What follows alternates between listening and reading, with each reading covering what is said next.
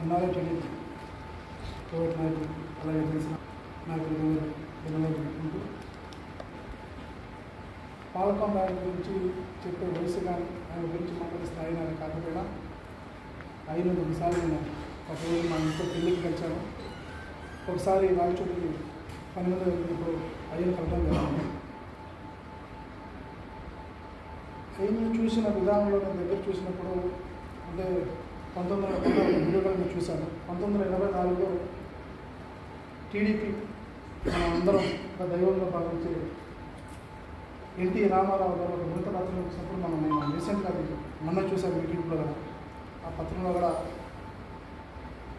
మనం ఎంతగా దైవంగా భావించే తెలుగుదేశం పార్టీ కార్యకర్త నాయకులు ఎన్టీఆర్ గురించి పెద్ద చెప్పుకుంటారో అలాంటి వ్యక్తి ఆ స్థాయి వ్యక్తి ఆయన గురించి పత్రం రిలీజ్ చేసినప్పుడు ఆ పత్రంలో ఏమంటారు చూసినప్పుడు కష్టకాలంలో ఆయనకు తోడుండి ఆయనకు సపోర్టుగా నిలబడుతున్న వ్యక్తి స్వయంగా మనం ఆరాధనగా వహించిన ఎన్టీ రామారావు గారు హిందూ పత్రంలో ఆ పత్రంలో ఆయన చేతుల మీదుగా కృతజ్ఞపూర్వకంగా రాసి ఆయనకు ఒక వింత పత్రం అందజేశారంటే ఆయన స్థాయి ఏంటి, ఆయన నిజాయితీ అనేది మనం అందరం ఇక్కడ గుర్తుపెట్టుకోవాలి.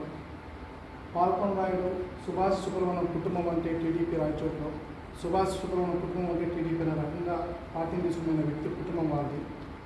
అలాంటి పెద్దవాళ్ళ గురించి చెప్పే వయసు కానీ ఆ స్థాయి నాకు లేకపోయినా వాళ్ళ కుటుంబానికి ఈ జరిగిన ఈ సంఘటన యావత్ నాకు తెలిసినంత వరకు నేను కడప జిల్లా వాస్తవం కాబట్టి 3 వ్యక్తులు చిన్నప్పటి నుంచి నేను పేర్లు విన్న వ్యక్తుల్లో మొదటి వ్యక్తి మన బీసీఆర్ గారి పేరు అయితేనే, బ్రహ్మయ్య గారి పేరు అయితేనే, అలాగే వీళ్ళందరికంటే ఎక్కువగా దగ్గరగా పేరు విన్న వ్యక్తి మన పాల్గొనాడు గారి పేరు.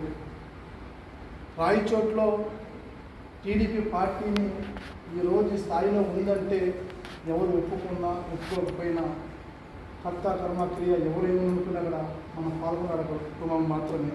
అలాంటి కుటుంబానికి ఈరోజు తీరని రోజు జరిగిందంటే దీన్ని ప్రతి ఒక్కరూ మనందరం ఏదో ఒక రకమైన ఆ కుటుంబానికి సపోర్ట్గా ఉండాలి, ఉంటాము. ఆ కుటుంబం తోడే ఉండాలని టీడీపీ కార్యకర్తలకైతే టీడీపీ నాయకులకైతే ఈ విషయాన్ని మొన్న మాట్లాడుతూ కూడా ప్రసాదాలు కూడా చాలా వాళ్ళ బాధలు ఎన్నున్నాయో పార్టీలో జరుగుతూ ఉంటాయి ప్రతి పార్టీలో.